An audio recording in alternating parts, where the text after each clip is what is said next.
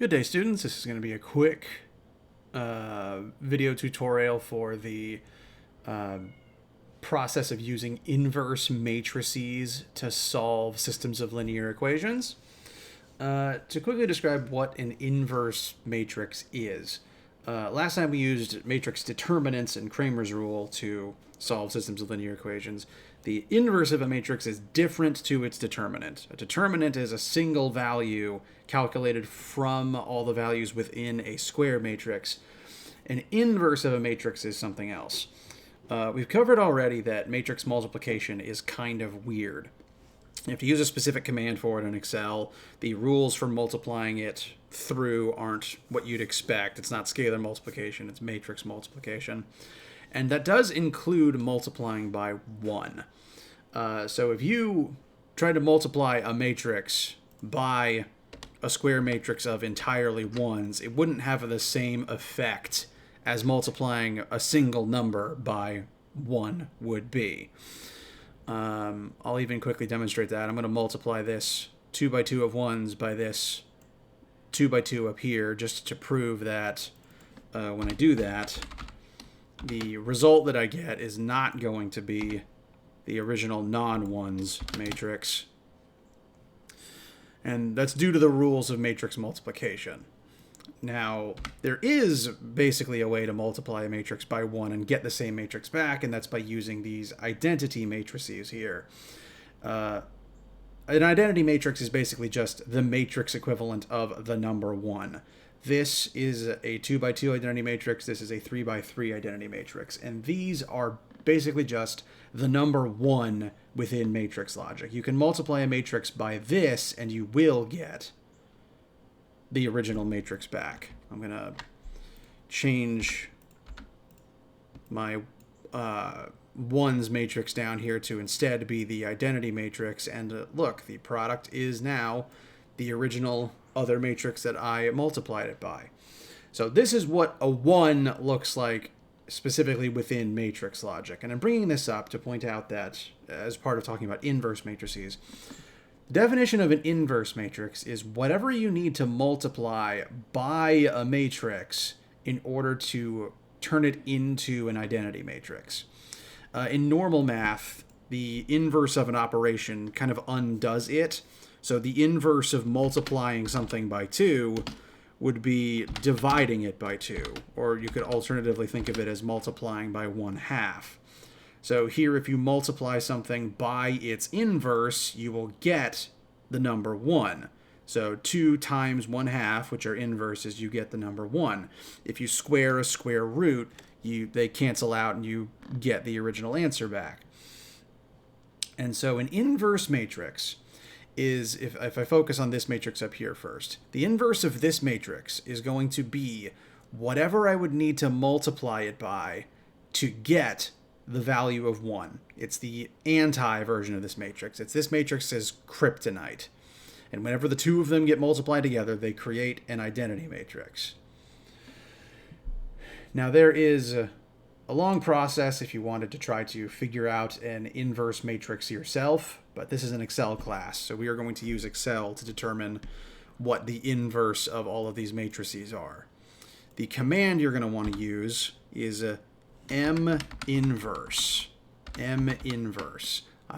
I'm probably going to call it minverse sometimes because my brain looks at this and assumes it's one word, but it's M inverse, matrix inverse. Most matrix commands are going to have an M in the front, like the matrix multiplication command was M mult. This is M inverse.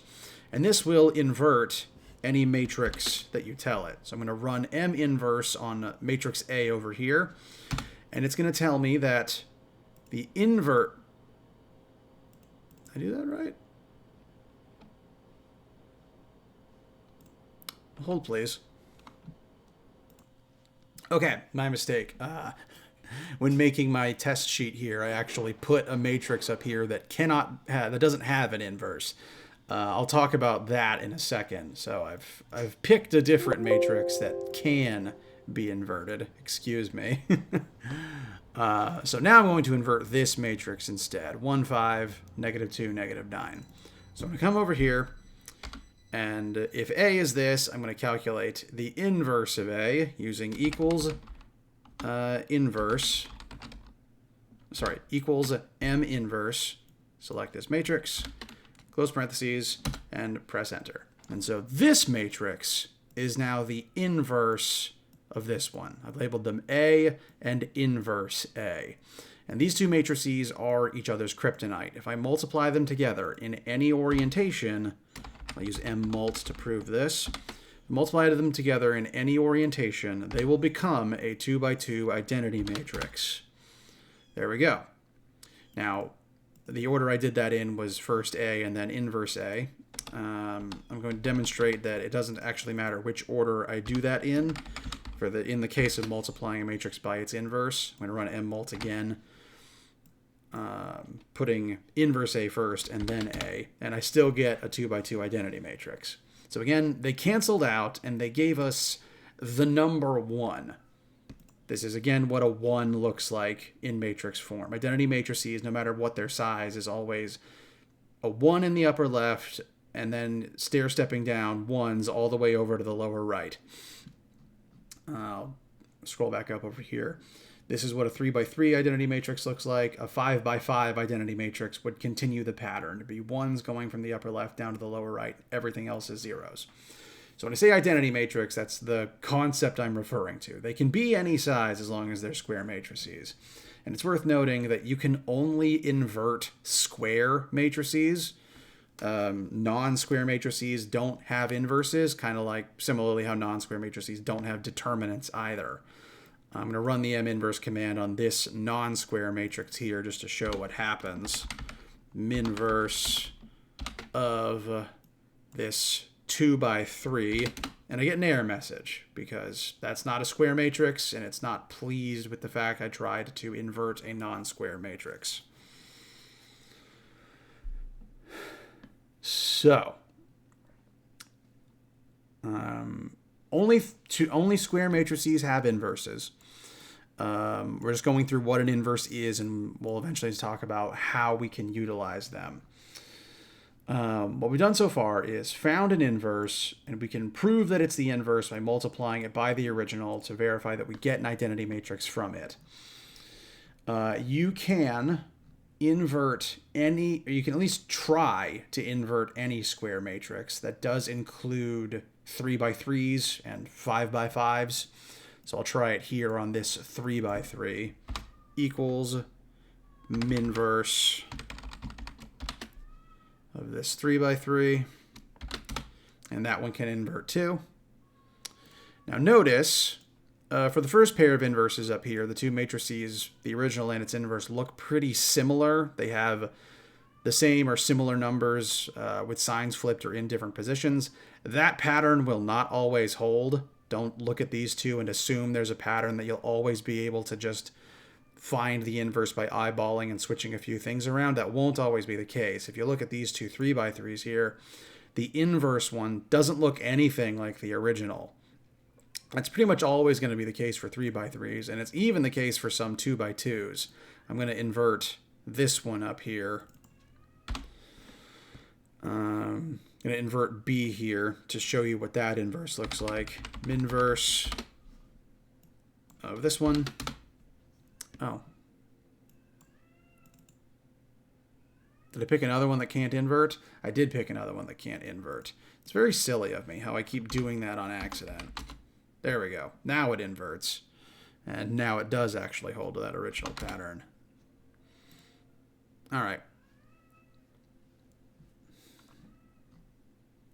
Well, take it from me. Take my word, please, that the inverses don't always look like their original. I promise you that there will be some where they simply do not. They simply won't always look like their original. And in fact, some matrices cannot invert in the first place, even if they are square, like this one down here. I'm going to try it on E down here as well.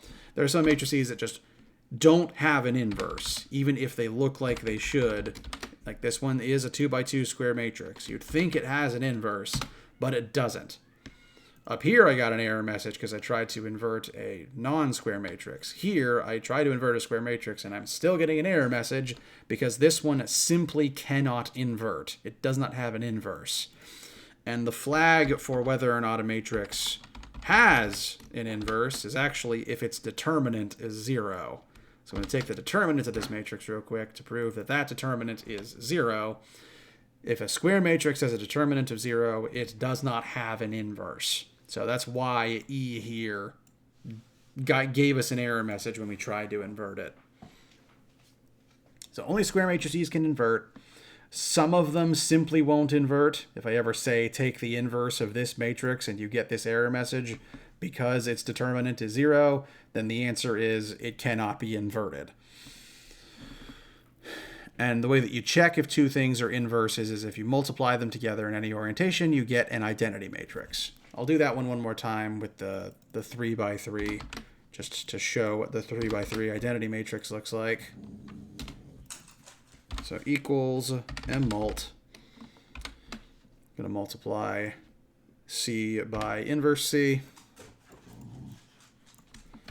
And we get the 3x3 identity matrix.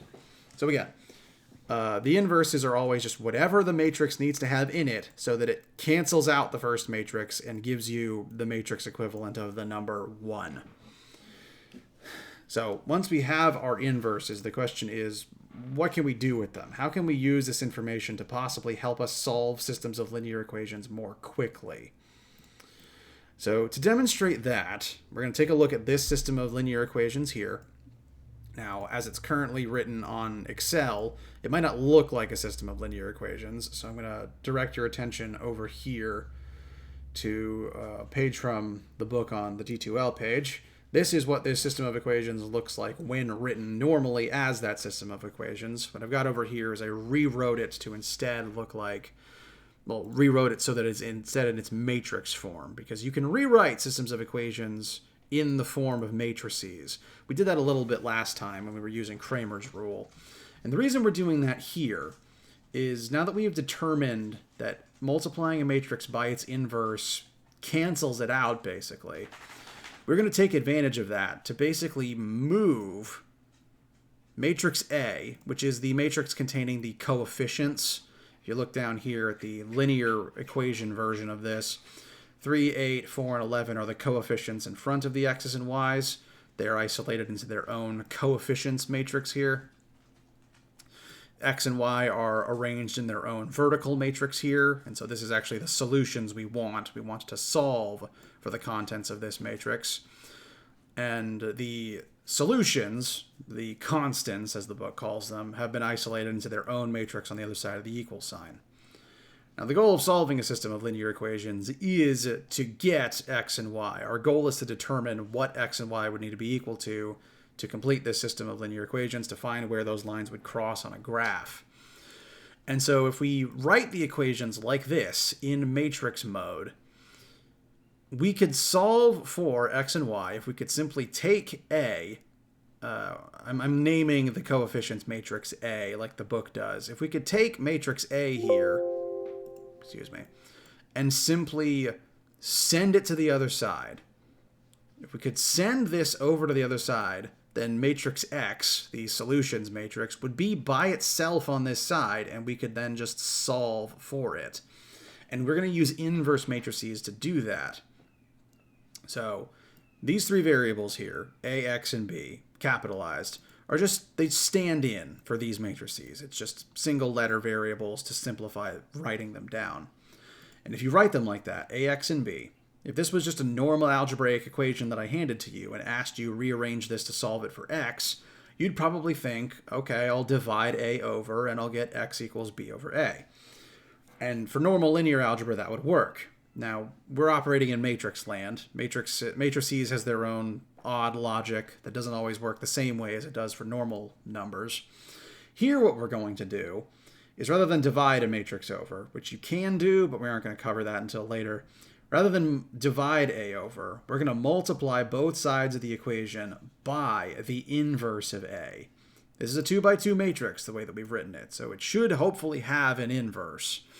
And If we can invert it, if we can find that inverse, we can multiply both sides of the equation by that inverse, which is legal. You can do whatever you want to one side as long as you do it to the other. On the right, that's just going to give us inverse A times B. On the left, though, multiplying A times its inverse will cause it to instead become an identity matrix. And any matrix times an identity matrix is just the same original matrix. It's the same as multiplying by 1. So when these two things combine to become an identity matrix, the identity matrix times X is just X. The identity matrix being there doesn't change X's value at all. So it just kind of fizzles and goes away, like multiplying by 1 does for normal algebra.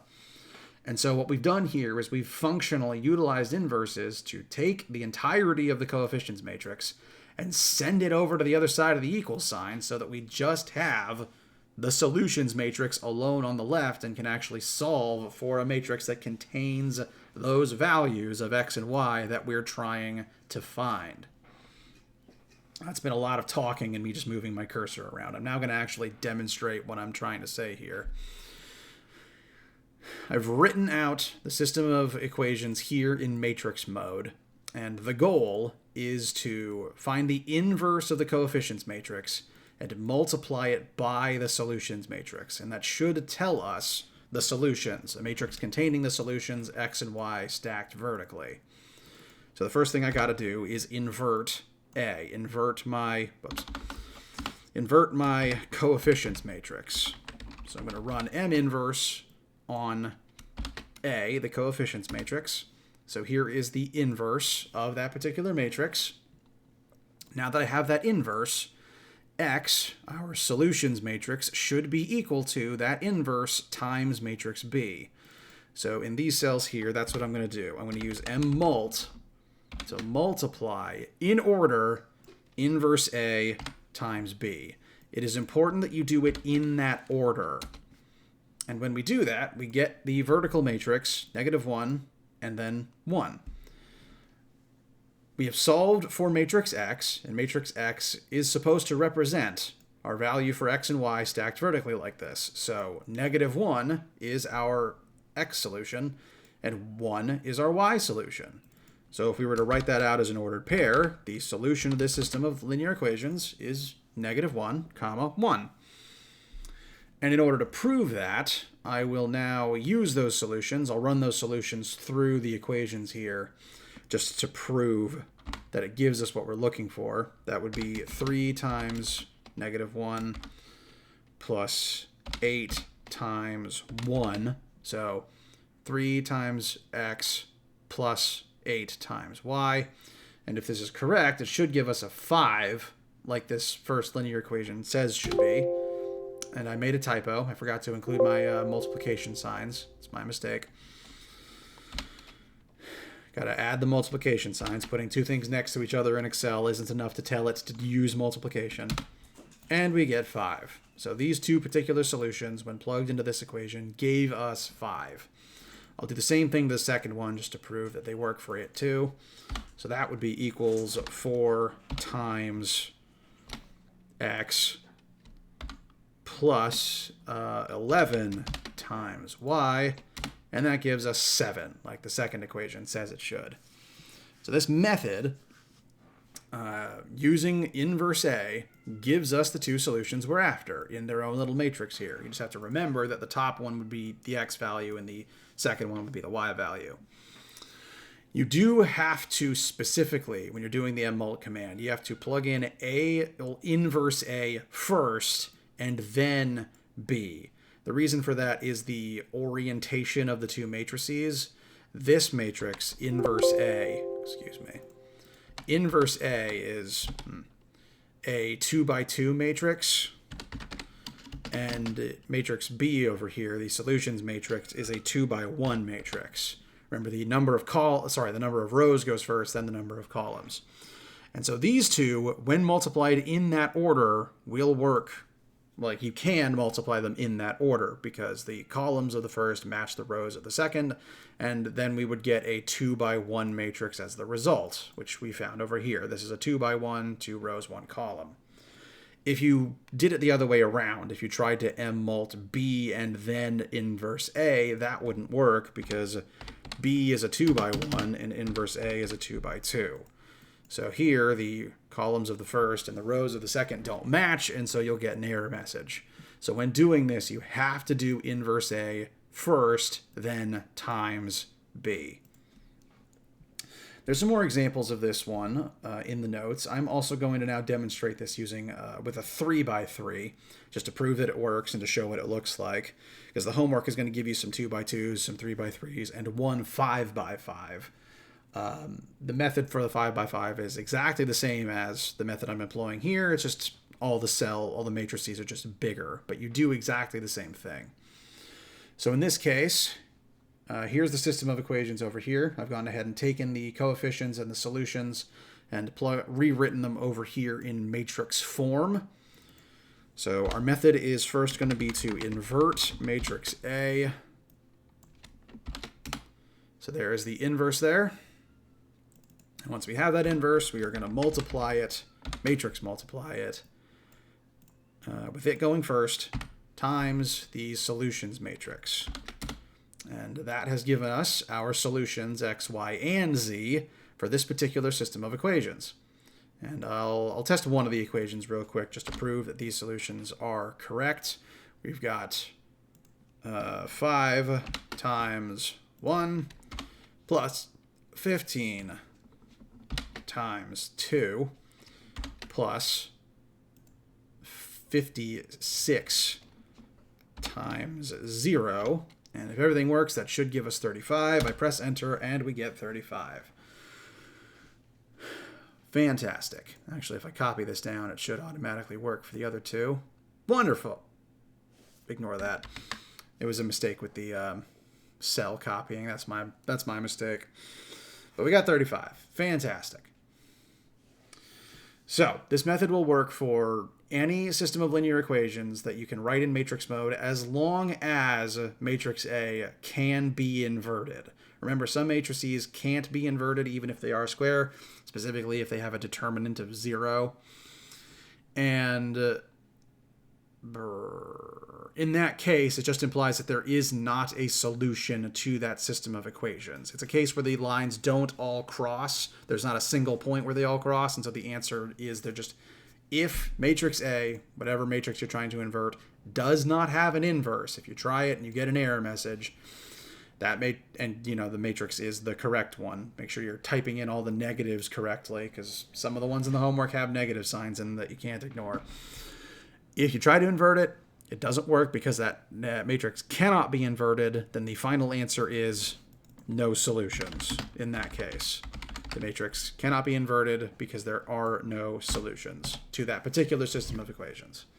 The homework will throw one of those at you in the interest of disclosure and honesty. So, please let me know if you have absolutely any questions about any of this, including what inverse matrices are and how we've been using them here. And please have a wonderful day.